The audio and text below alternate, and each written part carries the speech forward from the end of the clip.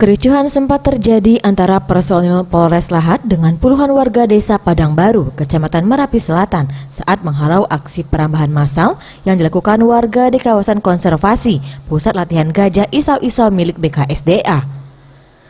Puluhan warga yang sudah diberikan peringatan sebelumnya untuk tidak melakukan perambahan di kawasan tersebut tidak mengindahkan larangan dan tetap melakukan perambahan.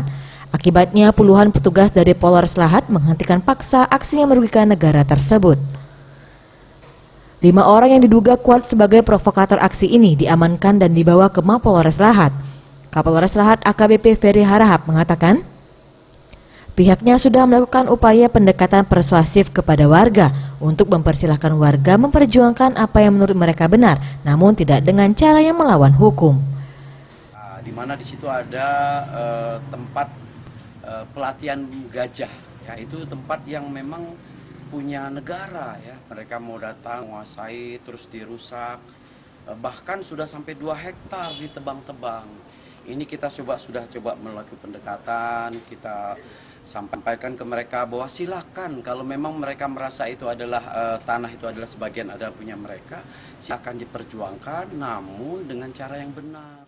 Yudi, Sriwijaya TV.